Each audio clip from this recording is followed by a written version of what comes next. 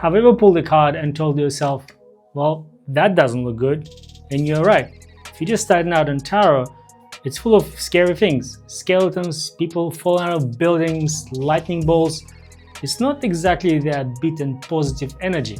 Hey, welcome back. And if you're new to the channel, I'm Jay and this is Longcore Tarot, where I bring you weekly tarot and oracle deck reviews to inspire your readings. And if you watched one of my recent videos, I talked about how the classic RWS deck freaked someone out so much that they had to burn it because of the imagery and the energy that they felt about it. Burn it. And if you start with tarot, you see a lot of this imagery in your cards. But if you remember the Home Alone movie, the lady who was feeding pigeons wasn't actually a bad person as the kid Kevin originally thought. I don't think so. She was actually a friend in disguise, and this is exactly what's happening with these cards. And in this video, I want to talk about 5 scary cards and what they actually mean. Starting with the first one, we probably guessed it, it's the Death card. And there's a lot to be worried about there. There's an actual skeleton riding a horse, there's a whole bunch of skulls lying on the ground, and depending on the deck you're looking at, it could be even worse. But in reality, death doesn't really represent a death. You see, for something new to begin, something old has to die first. Your old habits, perhaps the way you're living or the way you're treating people, and that's what death symbolizes here. It's a transformation.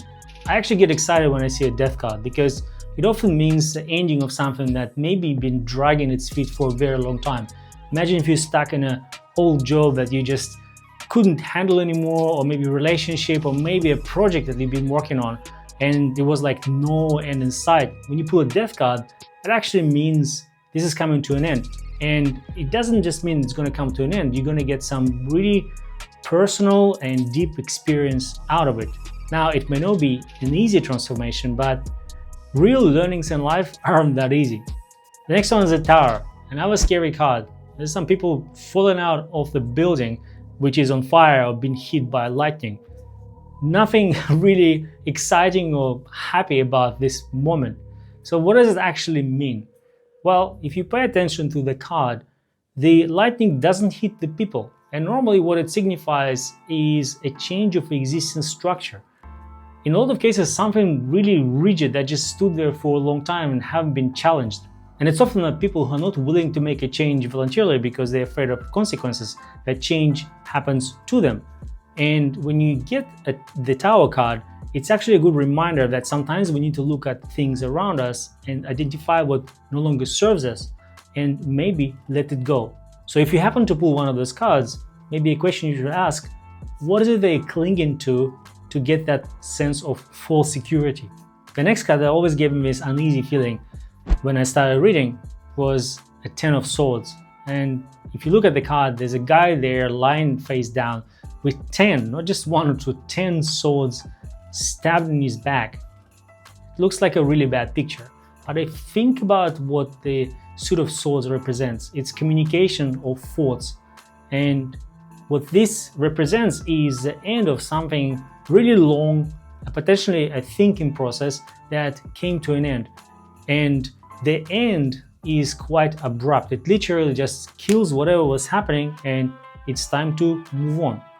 And I guess the good news here is that the worst has already happened and the only way out of here is up. The Devil card, there's a lot of going on there. There's a chain, a horned looking demon, and a couple that seem to be not able to run away. And this is probably one of the cards that gave Tarot a reputation of being involved with something satanic. If you pay attention to the actual card, you will see that this couple don't have the chains that really securely attach them to the devil. They can walk away at any time. They just lose chains, and it looks like that couple is choosing to be there. And the question you should be asking yourself when you get that card, who are you giving your control to? This card always symbolizes a raw power, addiction, or some unhealthy habits you're not willing to let go of. And I like this card because it's like looking in the mirror that can show you the Jungian shadow. It's basically telling you there is something that you're not realizing is controlling you, and if you let go of it, you can become free, but the choice is really yours. The Four of Swords, another ominous card from the suit of swords, and if you look at it, it looks like someone died and they're lying on top of a coffin. where in fact it's completely different story there. First of all, think what goes before the Four of Swords. There's Three of Swords, the broken, pierced heart, the disappointment, the heartache. The Four is actually shows a stability in the sword suit, and it represents someone who is taking a rest from whatever broken heart and ache they had. So this person isn't dead. They're just taking the time to rest and recuperate and get back to whatever we've been doing before with new learnings and with more energy. There is a story that in medieval ages, the knights who went into a battle, if they managed to survive, they would come back and they lie in a tomb to commemorate the lives of those who have fallen and to also get more appreciation of life the way it is. And I think this card represents exactly that. So scary cards, not always bad news. And if you think about your tarot deck, it's a universe of 78 cards and it has everything, just like your life does. You have good days and the bad days. There are smiles and cries. There is a rain and there's a sunny day. And the cards have to have that. Otherwise, it's going to be all rosy glasses and you never actually get to learn anything. Now, I'm going to give you 3 ways of how you can avoid this jittery reaction, especially looking at the classic cards like RWS, because they will have a raw imagery in it. And there are different ways to look at it. First of all, you can remove all those cards, and I don't recommend it, but the divination or the way the cards reflect what's happening with you will still work in your favor, even if you remove the death card or maybe the other ones that you don't want to see. Option number 2, you can pick a deck that does not have the strong imagery. In fact, there's some of the decks that I use, the death card doesn't exist. It's called transformation, and you can easily opt for that one. Now, this also includes moving away from Rider-Waite-Smith type of decks because they are predominantly what we see on the market today, and moving towards something like Tarot de Marseille.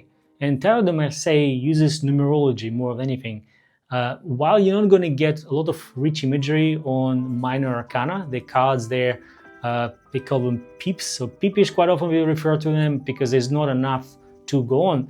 They are based on numerology. And what it means in that system, the Ten of Swords, for instance, will signify the end of a cycle.